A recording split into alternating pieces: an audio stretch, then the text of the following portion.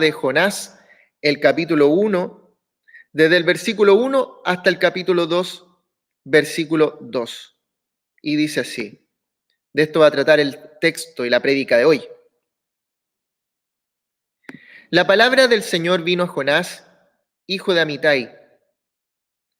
Anda, ve a la gran ciudad de Nínive y proclama contra ella que su maldad ha llegado hasta mi presencia. Jonás se fue, pero en dirección a Tarsis para huir del Señor. Bajó a Jope, donde encontró un barco que zarpaba rumbo a Tarsis.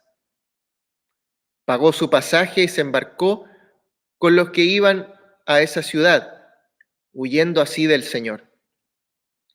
Pero el Señor lanzó sobre el mar un fuerte viento y se desencadenó una tormenta tan violenta que el barco amenazaba con hacerse pedazos. Los marineros, aterrados y a fin de aliviar la situación, comenzaron a clamar cada uno a su Dios y a lanzar al mar lo que había en el barco. Jonás, en cambio, había bajado al fondo de la nave para acostarse y dormía profundamente. El capitán del barco se le acercó y le dijo: ¿Cómo puedes estar durmiendo? Levántate, clama a tu Dios. Quizás se fije en nosotros y no perezcamos. Los marineros, por su parte, se dieron unos con otros: Vamos, echemos suertes para averiguar quién tiene la culpa de que nos haya venido este desastre. Así lo hicieron, y la suerte recayó en Jonás. Entonces le preguntaron: Dinos ahora, ¿quién tiene la culpa de que nos haya venido este desastre? ¿A qué te dedicas? ¿De dónde vienes? ¿Cuál es tu país? ¿A qué pueblo perteneces? Soy hebreo y temo al Señor, Dios del cielo, que hizo el mar y la tierra firme, le respondió. Al oír esto, los marineros se aterraron aún más, y como sabían que Jonás huía del Señor, pues él mismo se los había contado, le dijeron: ¿Qué es lo que has hecho? Pero el mar se iba enfureciendo más y más, así que le preguntaron: ¿Qué vamos a hacer contigo para que el mar deje de azotarnos? Tómenme y láncenme al mar, y el mar dejará de azotarlos, le respondió. Yo sé bien que por mi culpa se ha desatado sobre ustedes esta terrible tormenta. Sin embargo, en un intento por regresar a tierra firme, los marineros se pusieron a remar con todas sus fuerzas, pero como el mar se enfurecía más y más contra ellos, no lo consiguieron. Entonces clamaron al Señor: Oh Señor, tú haces lo que quieres. No nos hagas perecer por quitarle la vida a este hombre, y nos hagas responsables de la muerte de un inocente. Así que tomaron a Jonás, lo lanzaron al agua, y la furia del mar se aplacó. Al ver esto, se apoderó de ellos un profundo temor al Señor, a quien le ofrecieron un sacrificio y le hicieron votos. El Señor, por su parte, dispuso un enorme pez para que se tragara a Jonás, quien pasó 3 días y 3 noches en su vientre. Entonces Jonás oró al Señor, su Dios, desde el vientre del pez. Dijo: En mi angustia clamé al Señor, y Él me respondió. Desde las entrañas del sepulcro pedí auxilio, y tú escuchaste mi clamor. Hermanos y hermanas, esto es palabra del Señor. Amén. Los invito a que tengamos un momento de oración para que pongamos en las manos de Dios esta reflexión, y también para que pongamos en las manos de Dios nuestros sentidos, nuestro corazón, nuestra mente, para disponernos para escuchar su evangelio. Oremos al Señor. Amado Padre Celestial, te damos gracias nuevamente por escuchar otro domingo más y otro día más tu palabra, Señor, esa fuente inagotable de vida. En el día de hoy te pedimos que tu Espíritu Santo actúe a través de esta palabra para que puedas transformar corazones, Señor. Te lo pedimos en el nombre de Jesús, nuestro Señor y Salvador. Amén. Que la gracia y la paz de nuestro Señor Jesucristo esté con cada uno de ustedes. Amén. En el texto del día de hoy, hermanos y hermanas, tenemos la típica reacción del ser humano cuando llega la palabra de Dios a su oído, y la típica reacción del ser humano cuando llega la palabra de Dios a su oído es hacer todo lo contrario a la voluntad divina. Este texto es la típica reacción humana hacia la palabra de Dios, hacer todo lo contrario. Tenemos a Jonás en este texto, y quizá alguno de ustedes lo conoce desde chiquitito, chiquitita, en el colegio o acá en la iglesia, y es conocido Jonás porque se lo tragó un gran pez. Algunos lo dibujan como una ballena, un cachalote, un tiburón grande. Pero en el día de hoy quiero que vayamos mucho más allá de que si eso del pez fue verdad o fue mentira en esa escena. Quiero que vayamos un poco más profundo, que cabemos más en la Escritura.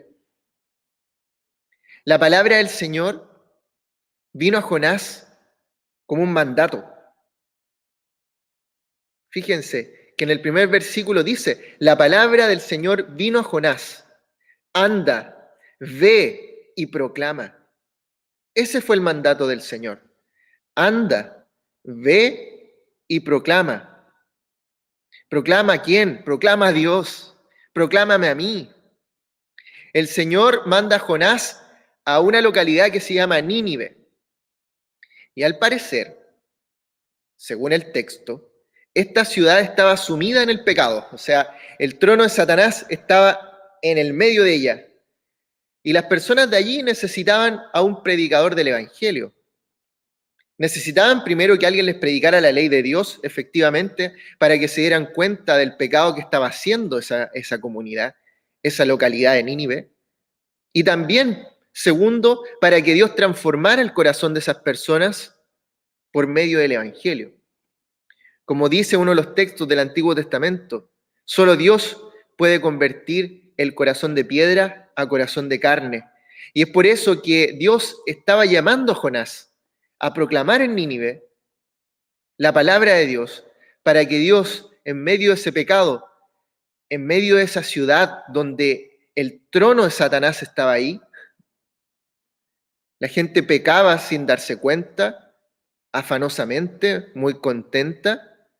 El Señor quería un predicador del Evangelio en ese lugar. Fíjense, ¿para qué? Para transformar los corazones de piedra a corazones de carne, corazones bajo el dominio de Dios.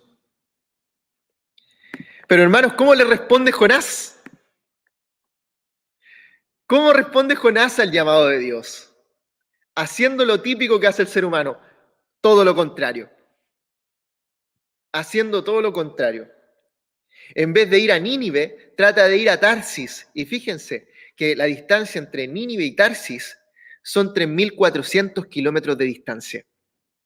O sea, Jonás, de una u otra forma, quería ir en dirección totalmente opuesta a lo que lo mandató el Señor. Como quien quiere arrancar de Dios y de sus designios. Cuando leía este texto me recordaba a Adán y Eva, cuando ellos toman el fruto prohibido y ellos después quieren esconderse de Dios. Como que aquí Jonás también trata de hacer algo así. Él no quiere seguir la voluntad de Dios. Él no quiere ir a proclamar la palabra a Nínive. Él quiere hacer sus propios planes. Él quiere arrancar de Dios, quiere esconderse de Dios. Como que irse a Tarsis, a 3.400 kilómetros de donde lo mandó Dios, fuese a estar lejos de Dios y que Dios no lo iba a ver. Es como que nos escondiéramos abajo de una banca acá del templo pensando que Dios no nos va a ver. Entonces dice el texto que baja a Jope, lo pueden ver después en un mapa bíblico, ¿ya? Baja a Jope, toma un barco tratando de huir de Dios, y ese barco ya en el mar, Dios trabaja con Jonás. Dios empieza a trabajar con Jonás lanzando una tormenta sobre ese barco donde iba. Los marineros, si nos damos cuenta, nos muestran la forma en cómo el mundo cotidiano, trata de salvar su vida cuando entran en desesperación, orándole a cualquier santo que se le ponga por delante, orándole a cualquier Dios que tengan a mano, si se dan cuenta. Y dice, cada uno le adoró a diferentes dioses y le hizo sacrificios porque estaban desesperados por la tormenta que les pegaba fuerte en el barco. Pero ninguno de esos dioses creados por ellos mismos, creados en sus cabezas, creados por manos, estatuas, diversos dioses inventados por ellos mismos, ninguno de ellos y en ninguno de ellos encuentran salvación, en ninguno de ellos encuentran seguridad y tampoco respuesta. Ningún sacrificio de los que hizo esos marineros a todos sus dioses hizo amainar la tormenta. Fíjense que dice el texto que estos marineros echaron suertes para ver de quién era la culpa. Y esa suerte, ¡wow!, recayó en Jonás. Cuando estos marineros se acercaron a Jonás para preguntarle qué pasaba con él, Jonás, a pesar de tratar por sus fuerzas de ir en contra de la voluntad de Dios, de irse a 3.400 kilómetros de donde lo había mandado el Señor, se reconoce como quien teme a Dios y dice, soy hebreo, le temo a Dios, y este Dios hizo el cielo y la tierra. Acuérdense cómo comenzamos el credo apostólico. Creo en Dios Padre Todopoderoso, creador del cielo y de la tierra. De una otra forma, Jonás está diciendo lo que decimos nosotros también. Que Él es un hijo de Dios, que Él sabe que Dios existe y que este Dios no solamente existe, sino que creó todo lo que hay, creó el universo sin material, sino que lo hizo de la nada, por voluntad propia, por su soberanía, pero que aún así Él está tratando de ir en contra de ese Dios. De una otra forma, acá nos podemos dar cuenta que Jonás se reconoce como pecador. De una u otra forma nos podemos dar cuenta que Jonás era conocedor de la palabra de Dios y sabía que todo esto era resultado de su pecado. Toda esta tormenta, todos estos embates que estaban pasando, lisa y llanamente era resultado de su pecado. ¿Y su pecado cuál era? No confiar en Dios. ¿Su pecado cuál era? Escuchar la palabra de Dios y no llevarla a cabo. Los marineros nuevamente le hacen la pregunta, ¿qué vamos a hacer contigo, Jonás? ¿Qué vamos a hacer contigo para que el mar deje de azotarnos? Y Jonás, ¿qué le responde? Tómenme, láncenme al mar y el mar dejará de azotarlos. Jonás se reconoce como culpable. La ley de Dios trabajó en él, si se dan cuenta. Dios ocupó la tormenta y trabajó la tormenta en él. ¿Hasta qué? Hasta llevarlo a reconocerse culpable. Jonás se reconoce como culpable y se abandona en los brazos de Dios. Ahora sabe que el único que lo puede salvar de esa tormenta, de que lo tiren al mar, es Dios. Ese mismo Dios del cual él quiere arrancarse, es el único que lo puede salvar de ahogarse en el mar, de perderse en su vida. Fíjense que el texto dice que lo lanzaron al mar, pero ¿qué hizo Dios? Dios dispuso de un gran pez para tenerlo por 3 días ahí. Esto le podríamos llamar un protoevangelio.